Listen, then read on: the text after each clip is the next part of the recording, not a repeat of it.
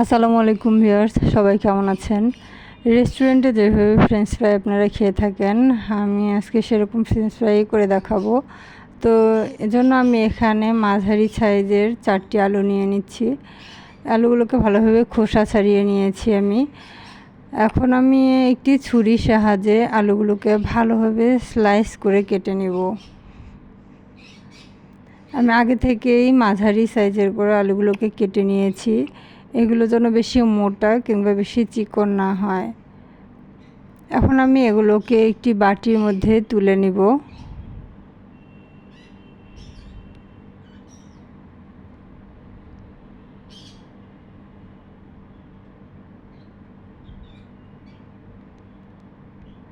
আমি বাটিতে পানি ঢেলে দিচ্ছি আলুগুলোকে ধোয়ার জন্য।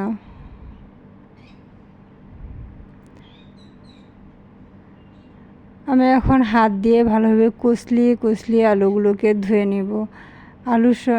আলুর ভিতরে যে কষগুলো থাকে এগুলো যেন বের হয়ে আসে।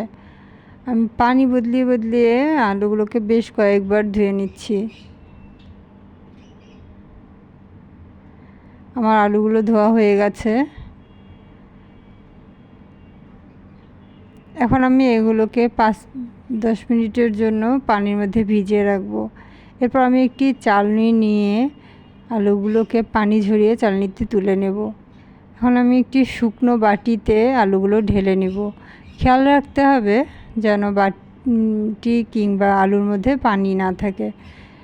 আমি হাফ চামচ লবণ এবং হাফ চামচ চাট মশলা দিয়ে দিলাম এবং সেই সঙ্গে 1/4 কাপ কর্নফ্লাওয়ার দিয়ে ভালোভাবে মেখে নিচ্ছি। আলুগুলো এমনভাবে মাখতে হবে যেন আলুর প্রত্যেকটি গায়ে কর্নফ্লাওয়ারের কোটিংটা খুব সুন্দর হয়। এগুলো মাখার সঙ্গে ভাজার চেষ্টা করবেন।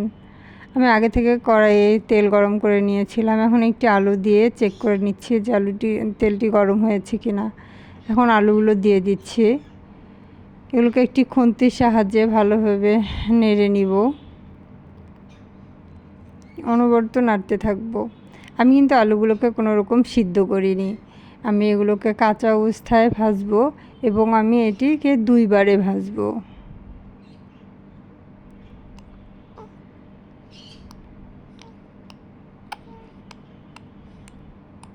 আমার প্রথমবারের মতো ভাজা হয়ে গিয়েছে। আমি এখন এগুলোকে তুলে একটি প্লেটে নিচ্ছি। আমি দ্বিতীয় ব্যাচ আলু দিয়ে দিয়েছি ভাজার জন্য। আমি এগুলোকে ঠান্ডা করার জন্য রেখে দিব।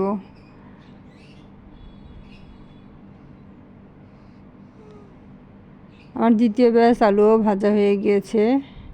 এদিকে দেখতে হবে আমার প্রথম ব্যাচের আলুগুলো ঠান্ডা হয়েছে কিনা। দেখুন আমার আলুগুলো ঠান্ডা হয়ে গিয়েছে। এখন আমি দ্বিতীয়বার ভাজার জন্য কড়াইয়ের মধ্যে আবারও আলুগুলো দিয়ে দিচ্ছি।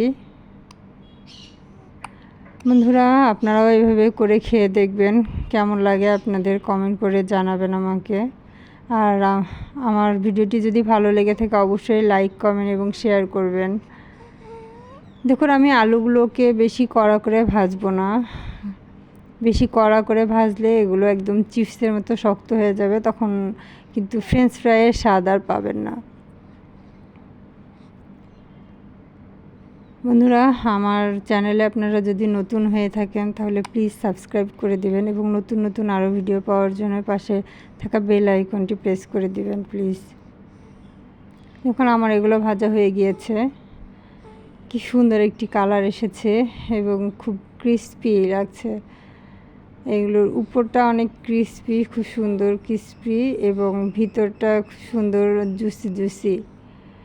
এগুলোকে খাওয়ার জন্য আমি এখন সস দিয়ে নিব। তবে সস ছাড়াও এটি খেতে অনেক মজার, কারণ এখানে চাট মশলা দেওয়া আছে। আপনারা খেয়ে দেখবেন, কেমন লাগলো জানাবেন। সবাই ভালো থাকবেন। আল্লাহ হাফেজ।